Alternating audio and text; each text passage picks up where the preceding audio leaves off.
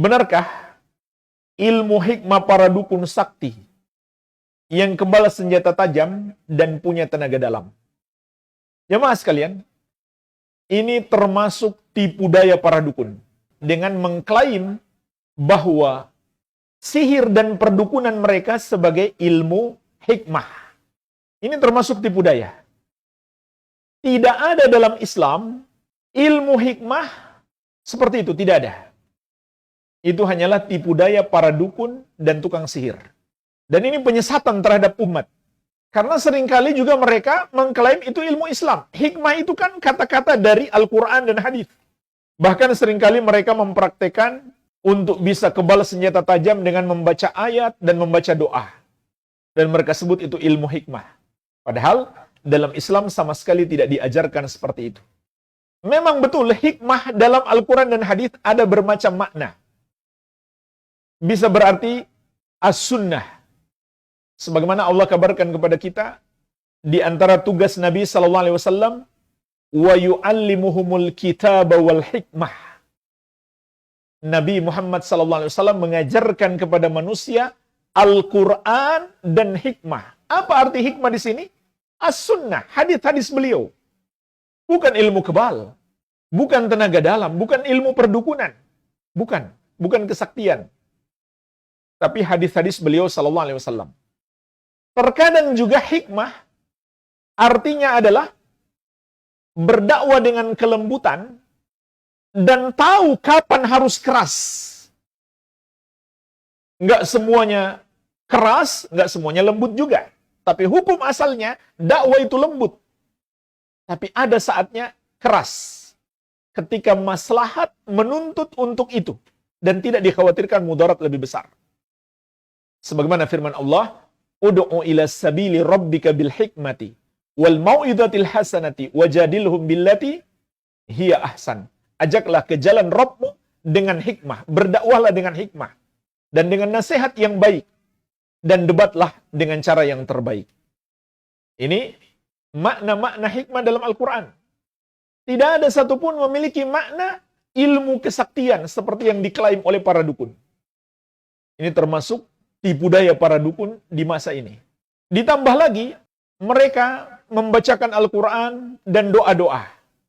Ini juga penyelewengan ayat. Itulah sebabnya, mengapa setan mau bantu mereka supaya punya ilmu kebal. Itu ilmu kebal betulan atau hanya trik? Bisa jadi dua-duanya ada. Mungkin itu hanya trik, dan mungkin itu kebal beneran. Kok bisa kebal beneran? Dia dibantu oleh setan. Entah gimana caranya setan membantunya. Yang jelas, setan datang membantunya karena dia telah menyelewengkan Al-Quran. Dan dia telah menjadi budak setan itu. Dan ini wajib kita yakini, adanya sihir. Adanya sihir dan perdukunan wajib kita yakini. Sesuatu yang hakiki dan bukan trik. Mungkin ada yang hanya trik. Tapi ada yang hakiki bukan trik, wajib kita yakini keberadaannya. Barang siapa tidak meyakini keberadaannya, itu bisa membatalkan Islam. Karena adanya sihir itu dikabarkan dalam Al-Quran.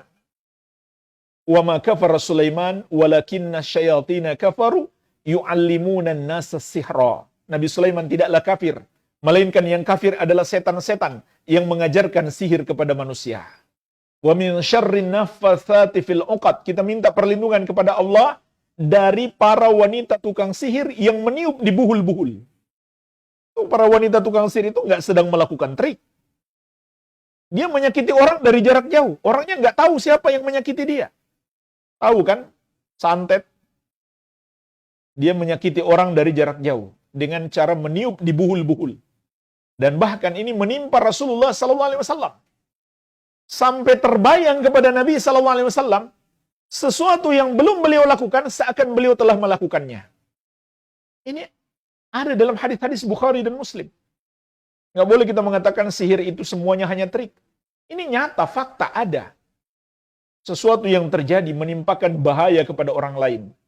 Mungkin ada yang hanya trik saja, tapi faktanya yang nyata itu juga ada. Harus kita yakini keberadaannya. Iya. Jadi, kenapa setan-setan mau datang membantu mereka? Karena mereka menyelewengkan ayat. Ayat-ayat dipakai untuk mendapatkan ilmu kebal.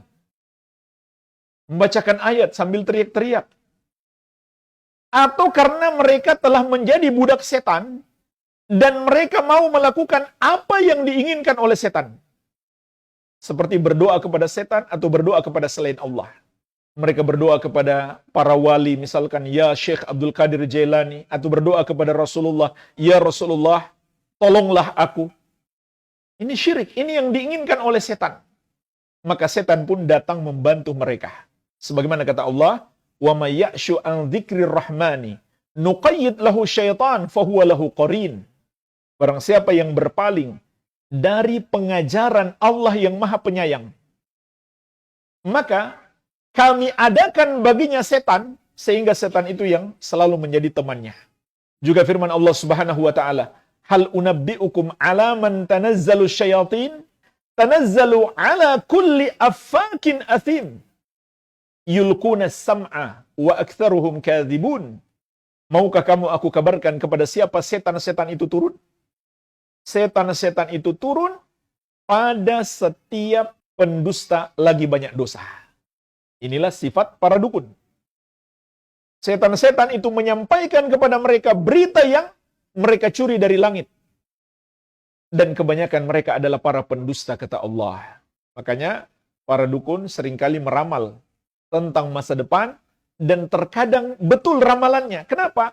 Dapat berita yang dicuri oleh setan-setan dari pembicaraan malaikat. Nah, lihatlah ayat ini jemaah sekalian, kepada siapa setan-setan itu turun? Kepada setiap pendusta lagi banyak dosa. Kepada setiap budak-budak setan. Apapun yang diinginkan oleh setan dari kalangan jin, maka itu yang mereka lakukan. Sehingga mereka dibantu oleh setan, maka mereka pun punya kesaktian. Itu yang mereka klaim sebagai ilmu hikmah. Ada juga yang mengklaim itu sebagai karomah. Karomah nggak seperti itu. Karomah itu adalah amrun kharikun lil adah yujrihillahu ala yadi awliyaihi azza wa jalla. Definisi karomah itu adalah sesuatu yang luar biasa, di luar kemampuan manusia, yang Allah perjalankan pada diri para walinya. Jadi, Allah yang perjalankan, bukan dia yang punya kesaktian, sehingga kapan saja dia inginkan mau pertontonkan kesaktiannya bisa. Nggak seperti itu karomah. Yakinlah itu adalah sihir dan perdukunan, bukan karomah. Itu permainan setan. Seperti ilmu kebal dan tenaga dalam. Itu kan kapan saja mereka inginkan bisa kan? Bahkan mereka sering menjadikan itu sebagai ajang adu kesaktian. Menantang-nantang orang, ayo adu kesaktian, adu ilmu kebal. Karomah nggak seperti itu. Karomah Allah yang perjalankan pada diri hambanya. Kalau seorang bisa menantang orang, memperlihatkan, mempertontonkan ilmu kebalnya, seakan-akan dia mengatur Allah kalau begitu. Dia pingin kapan ilmu kebalnya datang, langsung datang. Berarti seakan-akan dia mengatur Allah.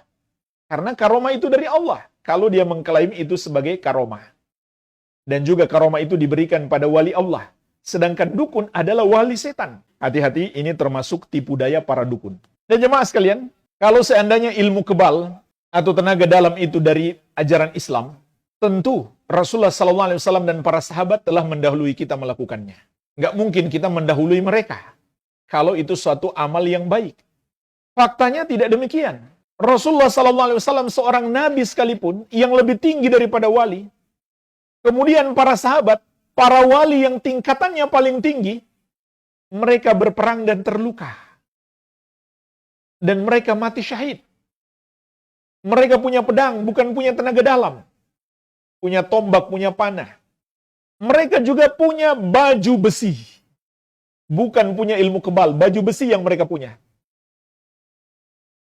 Dan sahabat yang mulia Khalid bin Walid radhiyallahu anhu yang dijuluki dengan Saifullahil Maslul, pedang Allah yang terhunus. Ketika beliau wafat, orang yang memandikan jenazahnya menghitung di tubuhnya ada lebih dari 80 luka.